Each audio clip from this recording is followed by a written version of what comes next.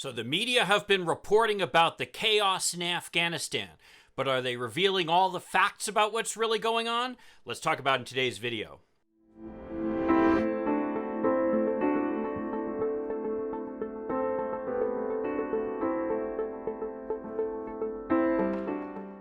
Hi, I'm Mike Greiner. I'm a lifelong Democratic activist who's concerned about the direction our country is taking. If you share my concerns, maybe you could like this video and subscribe to this channel, maybe even click that little bell that will notify you when I post something new.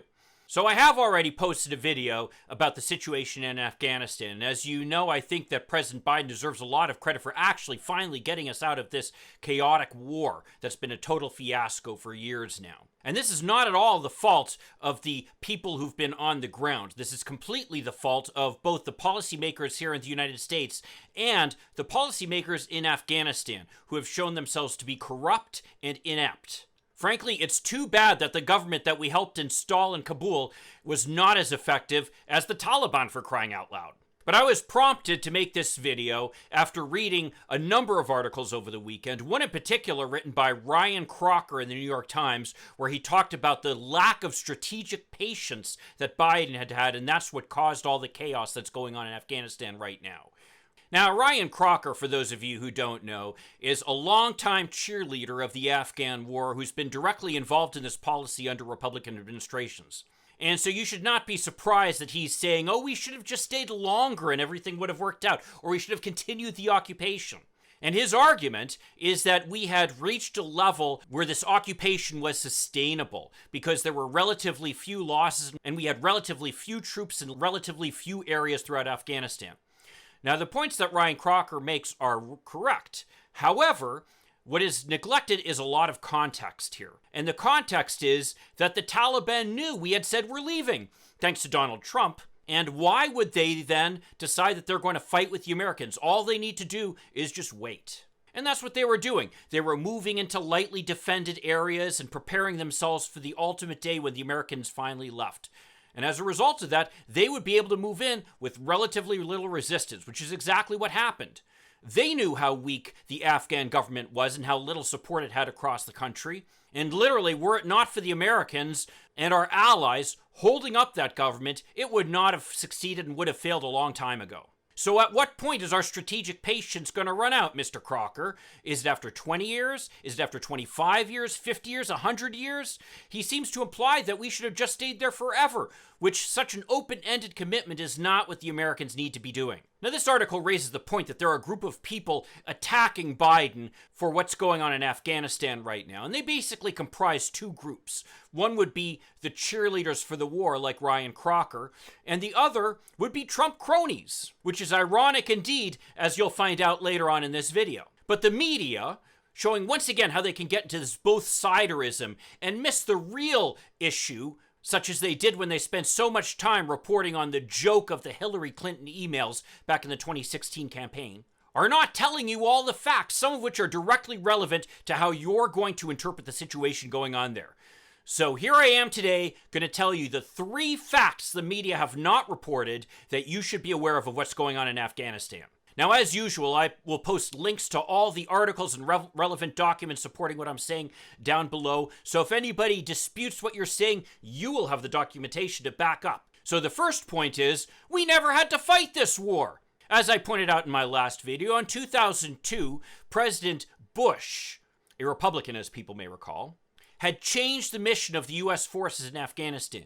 It went from being purely a police action to try to catch Osama bin Laden and eliminate al-Qaeda into being a nation-building exercise in Afghanistan. But the situation's even worse, because actually in 2001, it turns out, as the New York Times has reported, and as then Secretary of Defense Donald Rumsfeld admitted in a briefing that I've also posted the link to down below, the Taliban wanted to surrender, including their chief, Mullah Omar. They had been thoroughly defeated by the Americans in the Northern Alliance, and they didn't want our bombers to keep bombing the crap out of them anymore. They were essentially willing to surrender with virtually no conditions. The only thing they were asking for was amnesty, basically saying, hey, let us go back to our original lives and we'll stop bothering you. What was the response of the United States to that?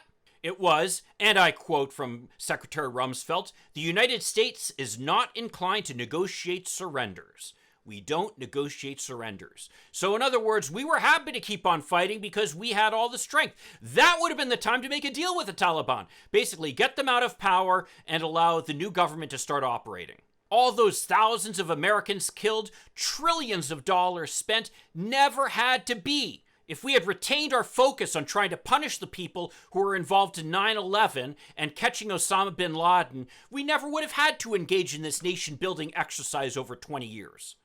It's worth remembering, we never had an argument with the Taliban. It was with Al-Qaeda. Al-Qaeda just happened to be in Afghanistan. And you have to understand, under the Muslim religion, when there is a person of faith who comes to you, are duty-bound to offer them a place to stay. So as far as the Taliban was concerned, they had no option except to allow Al-Qaeda to locate there and to have hospitality. And the reality, as the New York Times has reported, is that they didn't get along much of the time. The Taliban would have loved to get rid of Al-Qaeda, but they felt duty-bound by their religion to allow them to stay in Afghanistan. So we had no fight with the Taliban. We should have just allowed them to go back to their farms and be done with it. Instead, we decided to fight an ill-advised and unneeded war over 20 years, trying to support a corrupt and ineffective government. Now, the second myth is that we haven't been getting the Afghans out of Afghanistan. That is essentially a lie. Of the 17,000 people evacuated out of Afghanistan, since I last checked, only, wait for it, 2,500 were not Afghans. In other words, 14,500, the vast majority of the people airlifted out of Afghanistan, were Afghans. So why has there been so much chaos with this? Well, as it turns out, the Trump administration had basically stopped issuing these special immigration visas to Afghans who had worked with us in Afghanistan. There's an article, and I will again post a link to that, that shows that Stephen Miller, that racist advisor to Donald Trump, did everything he could to stand in the way of us allowing Iraqis and Afghans who'd worked with us to come to the United States. And in fact, when President Biden came into office, there was a backlog of 17,000 applications. 17,000 applications that had to be addressed. So to give you a sense of how much progress the Biden administration has made in addressing this, they have addressed now the entire backlog.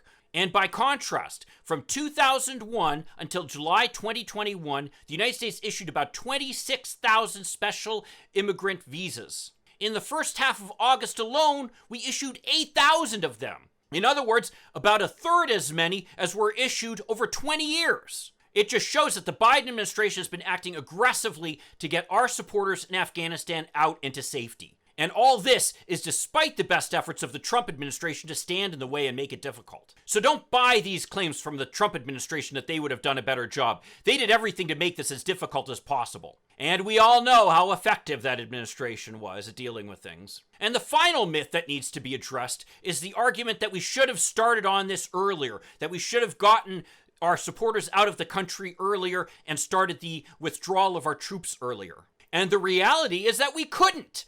In fact, Afghan President Ashraf Ghani had met with President Biden and told him that he would not allow the evacuation of our supporters earlier. He was concerned that such action would make his government look weak. And so he wouldn't allow the United States to start evacuating our supporters any earlier.